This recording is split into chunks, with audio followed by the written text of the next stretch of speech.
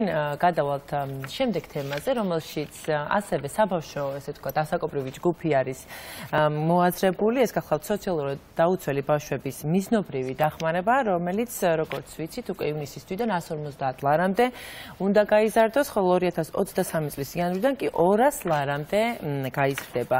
აღნიშნული ფულადი დანამატების მიმღები გახლავთ 16 წლამდე სოციალურად დაუცველი ბავშვი და ჩვენ გვინდა უფრო მეტი გავიგოთ აი ამ მიზნებზე და გეგმებზე და ახლა ჩვენ სოციალურად დაუცველი ბავშვების დახმარებაზე და ჯანდაცვის მინისტრის მოადგილეს თამარ ბარკალაიას მოვიხმობთ და გავესაუბრებით. გამარჯობა.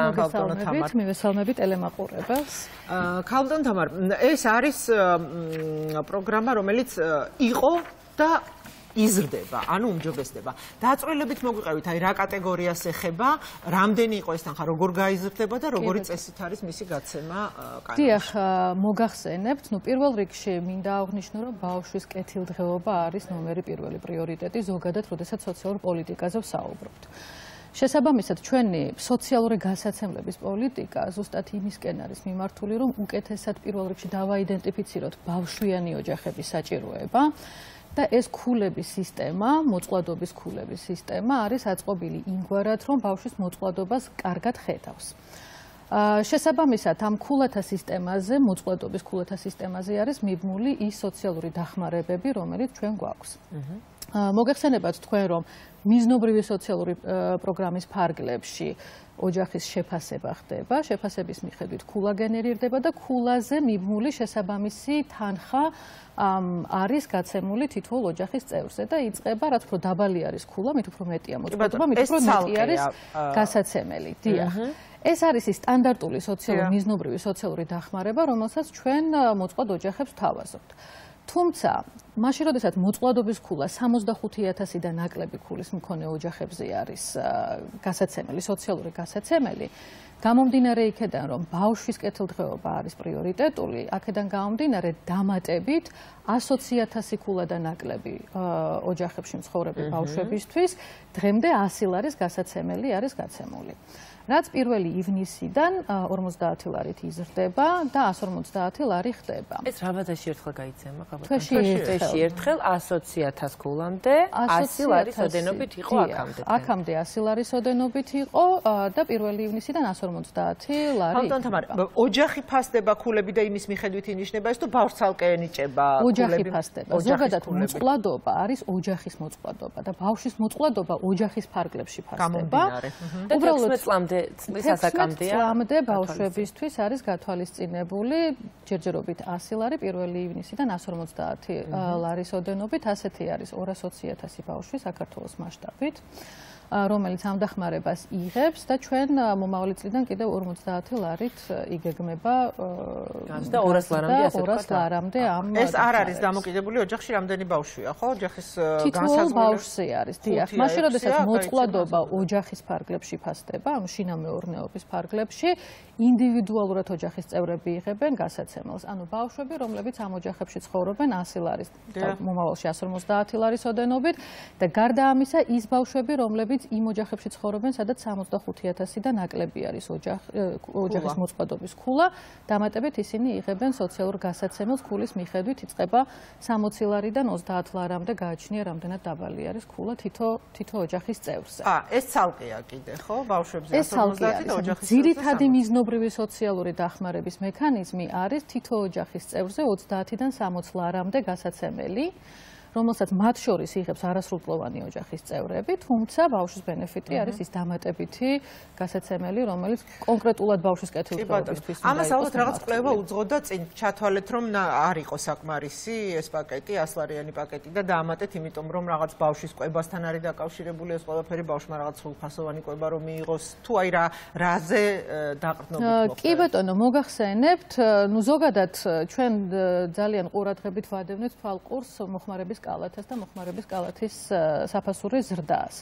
და გამომდინარე იქედან, რომ გაიზარდა მოხმარების კალათა და გახდა 130 ლარი, 112 ლარი ზრდასრული ადამიანისთვის, შესაბამისად ჩვენ სოციალური გასაცემელი კონკრეტულად ბავშვებისათვის გავზარდეთ აქედან გამომდინარე, რომ მოხმარების კალათის ფასი ვინაიდან იზრდება, ბუნებრივია ბავშვის კეთილდღეობის პოლიტიკიდან გამომდინარე, ჩვენ უნდა გაგვეზარდა ის გასაცემელი, რომელიც ბავშვის კეთილდღეობაზე არის მიმართული კონკრეტულად.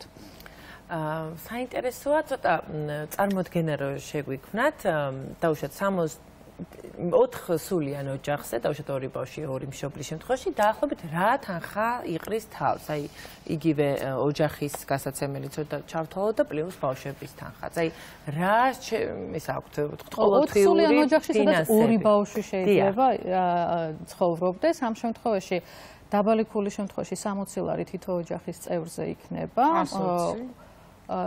ბატონო 240 ლარი იქნება სოციალური გასაცემელი და პლუს 100 ლარი ამ ეტაპზე 150 პირველი ივნისიდან იქნება დამატებით 200 ლარი ბავშვზე. შესაბამისად 440 ლარი არის სოციალური გასაცემელი 4 სულიან ოჯახზე, რომელშიც 2 ბავშვი ცხოვრობს. და თან არ აქვთ, როგორც ვიცი, უფლება რომ იმუშაონ, ხო? არ აქვთ თუ არ აქვთ შესაძლებლობა რომ თავი დამატებითი შემოსავალი იქონიო, ხო? არა, პირიქით და ძალიან დიდი მადლობა ამ შეკითხვისთვის, იმიტომ რომ ძალიან მნიშვნელოვანი შეკითხვა დასვით. შეიძლება ითქვას, რომ სოციალური პოლიტიკა პრინციპში 1 მარტამდე იყო შემაყოვნებელი დასაქმებისა, იმიტომ რომ შემოსავლის გაჩენის შემთხვევაში ნებისმიერი შემოსავლის არა 175 ლარი თითო ოჯახის წევრზე, ანუ მაღალი ხელფასი, შედარებით მაღალი ხელფასის დაფიქსირების შემთხვევაში ალბათობა იმისა, რომ სოციალური გასაცემელი გაგრძელდებოდა, მცირდებოდა.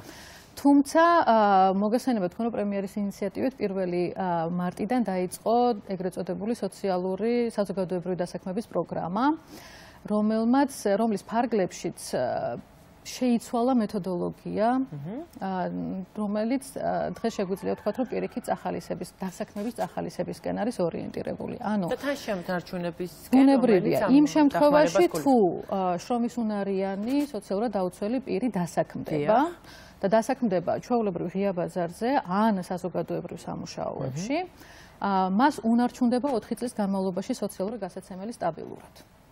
როგორც წამახალისებელი დასაქმების და როგორც წამახალისებელი სიღარიბიდან ამოსვლის.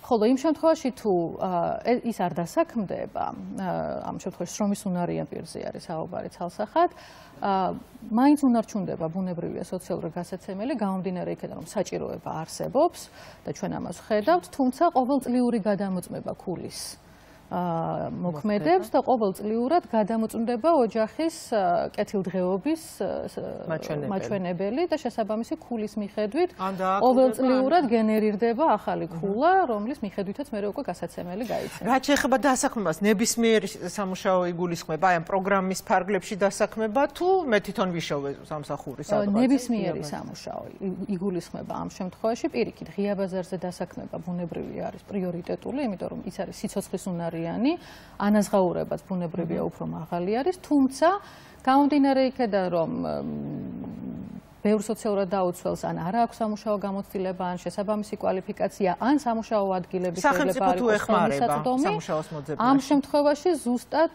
საზოგადოებრივი სამუშაოების პროგრამა მოქმედებს, სადაც სახელმწიფო პირველ რიგში თავაზობს საზოგადოებრივ სამუშაოებზე დასაქმებას დამატებით თვეში 300 ლარის ოდენობით ანაზღაურებით, ეს სოციალურ გასაცემელთან ერთად. თუ მას აქვს სამუშაო გამოცდილება, ან აქვს სურვილი მომზადება-გადამზადებაში ჩაერთოს, ამ შემთხვევაში დასაქმების სააგენტო ინდივიდუალურად მუშაობს თითოეულ სამუშაოს მაძიებელთან და მათ შორის თავაზობს ღია ბაზარზე არსებულ ვაკანსიებს, რომელზეც ანაზღაურება ბუნებრივია უფრო მეტი. ეს ალბათ სამინისტროს საიტზე ხელმისაწვდომია ეს ინფორმაცია ყველასთვის. ეს ინფორმაცია ხელმისაწვდომია არის ჩვენი სამინისტროს საიტზე. ამ ინფორმაციის შესახებ დეტალების მიღება ჩვენს ხელხაზზე 15:05-ზე შეიძლება. ისევე როგორც ჩვენს მოქალაქეებს შეუძლიათ მიმართონ დასაქმების სააგენტოს და სოციალური მომსახურების სააგენტოს ტერიტორიულ ერთეულებს, რომელიც ყველა მუნიციპალიტეტში არის და ჩვენ მოქალაქეებმა იციან მათი მიცემები. კი ბატონო. მადლობ. თამარ, მოკლედ ივნისიდან 150 ლარის ოდენობით უკვე მიეწოდებათ 16 წლამდე ბავშვებს, რომლებიც არიან მიზნობრივი ჯგუფი სოციალურად დაუცველი ოჯახებისა.